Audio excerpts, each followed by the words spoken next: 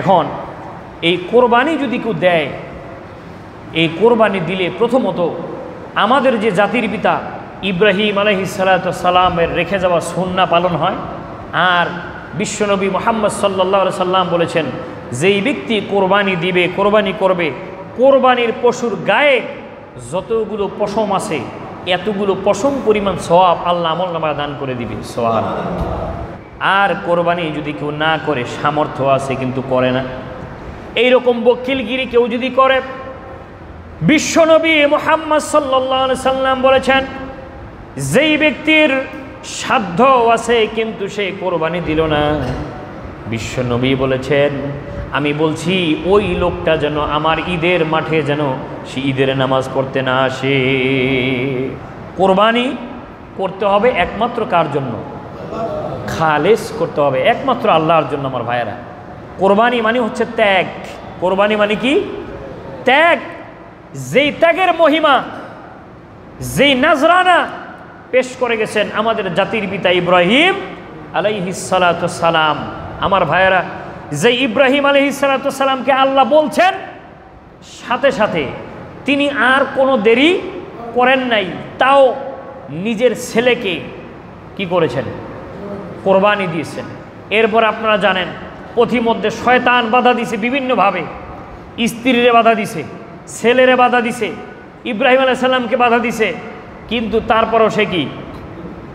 এখন মনে করেন আমরা যারা আছি, আমাদের কোরবানি করার সময় আমার স্ত্রী বলবে যে এতগুলো টাকা খরচ করার কি দরকার, সামনে তো কি কাজ আছে, ওই কাজ আছে, সেই কাজ আছে। ছেলেকে বুঝে সামনে আমার তো চাকরি বাকরির ইন্টারভিউ আছে, সেখানে টাকা পয়সা লাগতে পারে। এই যে এরপরে নফস মনে মনে কইব যে আমার চারপাশে তো অনেকেই কোরবানি দেয়, ওখান থেকেই তো আসলেই ফ্রিজ ভরে দিব, আমার আবার দেওয়া লাগেনি। এই যে বিভিন্ন বিষয়গুলো, শুধু এটা না আমার ভাইয়েরা, এখান থেকে যেটা বোঝানো হয়েছে সেটা হচ্ছে ইসলামের পথে দ্বীনের জন্য খরচ করতে আমাদের খুব কষ্ট লাগে। এই কষ্ট যখন যেখানে প্রয়োজন, সেই জায়গাটা একমাত্র আল্লাহর জন্য আমাদের কি করতে হবে? এটা দিতে হবে। আমার ভাইরা, এটাই হচ্ছে কি ত্যাগ, এটাই হচ্ছে কোরবানি। আর দেখেন একমাত্র আল্লাহর জন্য কেন? আমার ভাইয়েরা, এই যে আগে একটা কথা বলছিলাম, খেয়াল করেন যে আপনার ঈদের নামাজ পড়ে আইসা কোরবানির গোশত দিয়া শুরু করা, কারণ কি জানেন? এটার মধ্যে একটা হেকমত আছে। এটার মধ্যে হেকমত হচ্ছে এই কোরবানির গোশতটা স্বয়ং আল্লাহ রাব্বুল আলামিনের পক্ষ থেকে এটা গিফট। সুবহানাল্লাহ। কারণ কি? এটা হইল কেমনে? এটা হইছে আপনি যে কোরবানি দিছেন, কার জন্য দিছেন? তো এটা আল্লাহর জন্য দিয়ে দিছেন না? আপনি তো দিয়ে দিছেন, ঠিক না? তো দিয়া দিলে আল্লাহ আবার কি করছে? গোশতটা আপনার জন্য আল্লাহ ফিরিয়ে দিছে যে এটা আমার পক্ষ থেকে, এটা তোমার জন্য কি? এটা হাদিয়া, এটা খাও। সুবহানাল্লাহ বিহামদিহি। আল্লাহ রাব্বুল আলামিন সূরা হজ্জের ভিতরে বলছেন, লা ইয়ানালাল্লাহু লুহুমুহা ওয়ালা দিমাউহা ওয়ালাকি ইয়ানালুহুত তাকওয়া মিনকুম, যে আমি আল্লাহ রাব্বুল আলামিনের কাছে তোমাদের যে পশুর যে গোশত, রক্ত, এগুলো কোনো কিছু আমার কাছে পৌঁছায় না। আমি শুধু দেখি তোমার মনটা কি আমার জন্য পুরোপুরি স্থির করতে পারছো কিনা, এটাকে আমার জন্যই তুমি করতে পারছো কিনা, আমার তাকওয়া, আমার ভয় তোমার দিলের মধ্যে আছে কিনা, এটা আমি দেখি। যার তাকওয়া যত বেশি, আল্লাহ তারটা কবুল তত বেশি। আল্লাহ কবুল করুন, আমিন। সমাদে হাজিরিন, এরপরে কিছু মাসালা নিয়ে কথা বলবো ইনশাআল্লাহ। এই যে কোরবানি করব কি কি পশু দিয়া, তার ভিতরে ছোট যেগুলো, সেটা হচ্ছে ছাগল, দুম্বা, ভেড়া, এগুলো দিয়ে কোরবানি করা যায়। আর এগুলোর বয়স হতে হবে কমপক্ষে কয় বছর? 1 বছর বয়স হতে হবে। আর বড়গুলোর মধ্যে আছে উট, গরু, মহিষ, এগুলো বয়স হইতে হবে কয় বছর? 2 বছর। আর উট হইতে হবে 5 বছর। আর আপনার এগুলো এই ছোট যেগুলো ছাগল, দুম্বা, বেড়া, এগুলো একটার মধ্যে একজনই দিতে পারবে। একটার মধ্যে একজনের নামে, একজনের পক্ষ থেকে দিতে পারবে। আর গরু, মহিষ, উট, এগুলোর ভিতরে সর্বোচ্চ 7 ভাগ, 7 জন কি করতে পারবে? 7 জনের পক্ষ থেকে দিতে পারবে।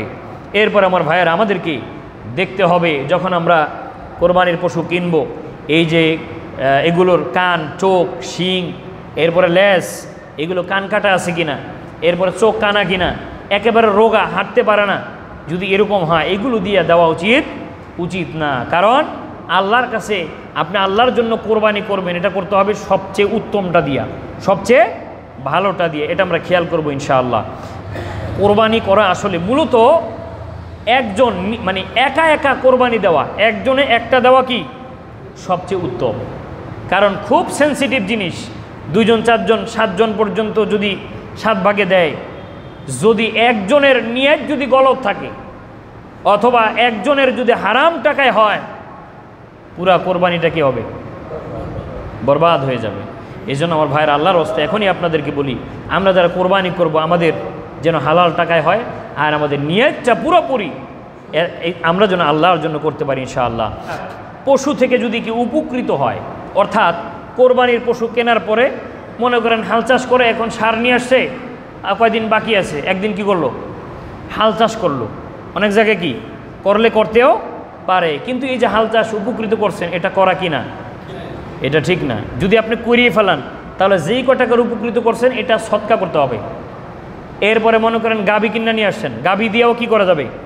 কোরবানি দেওয়া যাবে। এখন গাভীর দুধ হয়েছে, দুধ আসে, এখন আপনি দুধ দোয়াইছেন, এই দুধ কি করা যাবে না, আপনি খাইতে পারবেন না। এটা কি করতে হবে? সৎকা করে দিতে হবে গরিবদের। যেই কোরবানির পশুর যে চামড়া, এই ব্যাপারে আমরা সবাই জানি যে চামড়াও এটা যদি কেউ খাইতে পারে ভালো, আপনি খান, সমস্যা নাই। কিন্তু যদি আপনি এটা না খান, তাহলে এটা বিক্রি করবেন। বিক্রি করলে কি করতে হবে?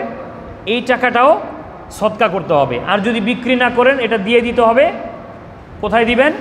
আপনি এই যে সৎকা করবেন গরিবদের, একেবারে এতিমদের, অসহায়দের, সেই জায়গায় আমার ভাইরা আলেম ওলামারা বলেছেন যে এতিমখানা যেখানে আছে এই জায়গায় দিলে আপনার সওয়াবটা কি বেশি হবে। কারণ কোরবানির যে সুন্নাহ এটা পালন হইল, আর পাশাপাশি ওরা যে ওইটা খাইলো, এটা যে ব্যবহার করলো, খাইলো, এটার দ্বারা তারা আবার দ্বীনি ইলম যখন কি করলো, দ্বীনি ইলম শিখতেছে, ওখানে আপনি কি করবেন? ওটার সহযোগিতা হইল এবং ওটার থেকে আপনি সওয়াব পাবেন আমার ভাই। এরপরে গোস্ত 3 ভাগ করা উত্তম, 1 ভাগ নিজে, 1 ভাগ আত্মীয় স্বজন, 1 ভাগ গরিবদের, 3 ভাগ করা উত্তম। তারপরে আমার ভাইরা আরেকটা ব্যাপার হচ্ছে ভাগিদার, একসাথে যারা এই যে ভাগে যারা কোরবানি দেয়, এই কোরবানির গোস্তগুলো প্রত্যেকটা গোস্তের টুকরা এগুলো আন্দাজে ভাগ দিয়া কি করা যাবে না, ওজন করে নিতে হবে, সমান ওজন করে নিতে হবে, আন্দাজে নেওয়া যাবে না, মাপ দিয়ে নিতে হবে। আমরা এটা খেয়াল করি। তারপরে আমরা যে কষাই দিয়া যদি আমরা যাদেরকে দিয়ে বানাই, এই লোকগুলোকে পারিশ্রমিক হিসাবে কি করা যাবে না, গোস্ত দেওয়া যাবে না। তাদেরকে পারিশ্রমিক হিসাবে কি দিতে হবে? টাকা দিয়ে দিতে হবে আমার ভাইয়েরা। এরপরে আমরা পশু জবাই করব। এই পশুটাকে সকালবেলা যদি আমরা একটু গোসল করাই নিই, হ্যাঁ, সুন্দর হবে। তারপরে যে ছুরি দিয়ে আমরা জবাই করব, ছুরিটা খুব ধারালো, কারণ বেশি কষ্ট দিয়ে কি করা যাবে না, বেশি কষ্ট দিয়া এটাকে জবাই করা যাবে না আমার ভাইয়েরা।